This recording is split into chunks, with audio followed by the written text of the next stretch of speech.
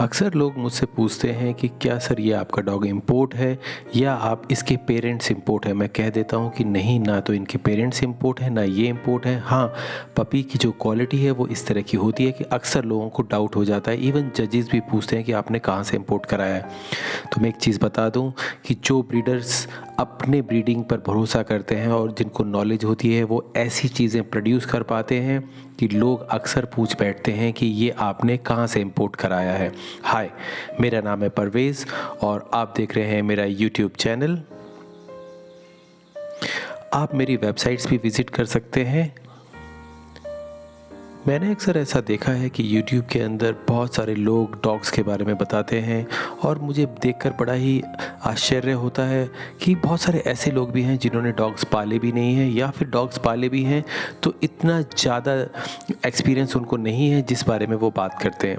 देखिए, मैं आज जो टॉपिक लेके आया हूँ जिसके बारे में मैं डिस्कशन करना चाहता हूँ, न्यू बायर्स जब मार्केट के अंदर कोई पर्टिकुलर ब्रीड खरीदने आते हैं तो वो परेशान हो जाते हैं कि वो क्या लें, क्योंकि अक्सर उनको एक ऐसी कंफ्यूजिंग स्टेज में पहुंच जाते हैं जहां पर उनको चारों तरफ बहुत सारे पपीज़ के लिटर्स होते हैं और उनके अंदर एक ही फादर होता है, एक ही इम्पोर्ट फादर होता है और बहुत सारे लिटर होते हैं। यहाँ पे देखिए सबसे बड़ी प्रॉब्लम क्या आती है कि लोग ये नहीं सोचते कि सिर्फ फादर के जेनेटिक्स ही पपीज़ में नहीं आते, उसकी मदर के जेनेटिक्स भी आते हैं। और सबसे बड़ी बात ये होती है कि दोनों मदर और फादर आपस में कितने कंपैटिबल हैं। आप कहेंगे मदर और फादर का कंपैटिबिलिटी का क्या मतलब इस तरह से होता है कि देखिए, अगर फादर और मदर का हेड टाइप सेम होगा, अगर उसकी टॉप लाइन, उसकी हाइंड्स, उसकी एंगुलेशन, उसकी टेल साइज़ अगर ये सिमिलर होगी तो पपीज़ भी सिमिलर ही आएंगे। लेकिन अगर उनमें काफ़ी फ़र्क होगा, आप इस तरह से कह सकते हैं कि अगर आप गधे और घोड़े को आपस में मेटिंग करवाएं तो आप खच्चर प्रोड्यूस कर सकते हैं।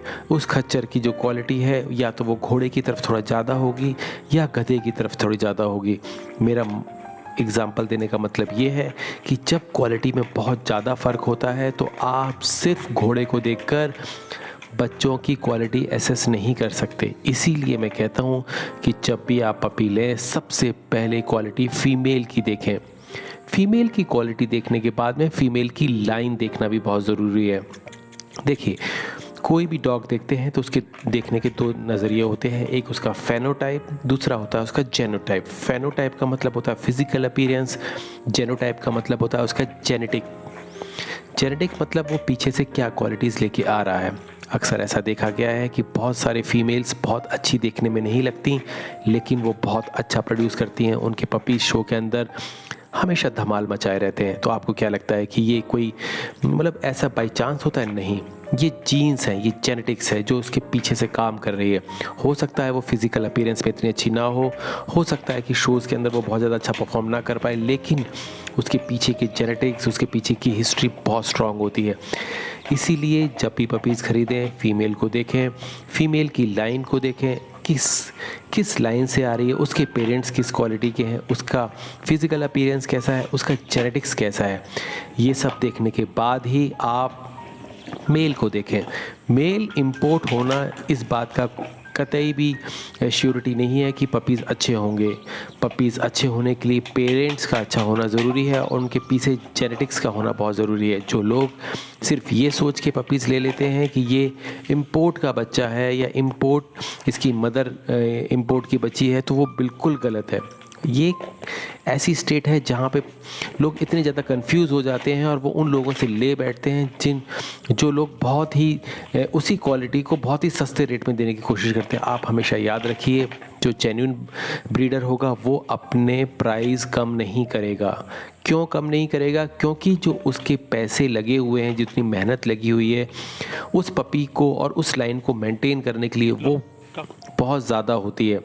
और हाँ, ऐसे लोग होते हैं जो इस चीज़ का फ़ायदा उठाना चाहते हैं, तो वो क्या करते हैं, वो सिर्फ मेल को यूज़ करते हैं, फीमेल्स के बारे में वो बात ज़्यादा नहीं करते।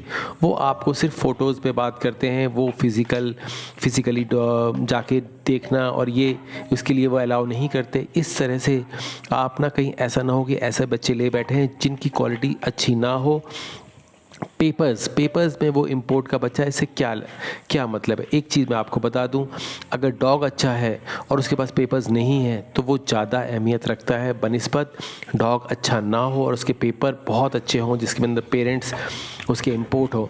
तो जो बायर्स पपी ख़रीदना चाहते हैं या मेरी राय चाहते हैं तो वो मुझसे कंसल्ट कर सकते हैं, मैं उनको एडवाइस दे सकता हूँ। लेकिन कोई ऐसे लोगों की बातों में ना आए जो मीठी मीठी बातें करते हैं। ऐसी बातें करेंगे आपको वो कंफ्यूज कर देंगे, आपको कहेंगे कि हम बहुत कम पैसे में आपको पपी देने को तैयार हैं। लेकिन एक बात का ध्यान रखिए, जो अच्छा ब्रीडर होगा वो थोड़ा सा ईगोइस्ट होगा, थोड़ा सा रूड होगा। क्यों? क्योंकि वो पैसे के मामले में बहुत ज़्यादा कॉम्प्रोमाइज़ नहीं करता। इसीलिए मैं बायर्स को कहता हूँ, जब भी आप पपी ख़रीदने जाएं अच्छी तरह से मदर और फादर को देखें, फिज़िकली देखें, बच्चों को मदर के नीचे से उठाएं और मदर की लाइन को और मदर की हिस्ट्री को ज़रूर देखें। वो कैसा प्रोड्यूस करती है, क्या वो शोज़ में गई है, उसका उसका कैसा परफॉर्मेंस रहा है। पपी ख़रीदने से पहले आप ये बात का ध्यान रखें, पपी हड़बड़ी में ना ख़रीदें, ठीक है।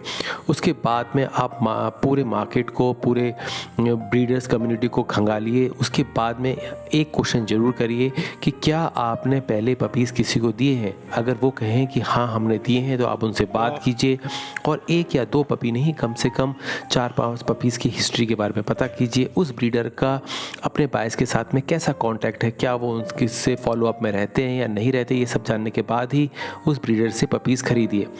होप ये वीडियो आपको इन्फॉर्मेटिव लगा होगा। अगर आपको पसंद आए तो प्लीज़ इसे लाइक कीजिए, शेयर कीजिए, सब्सक्राइब कीजिए। Thank you for watching. Have a good day.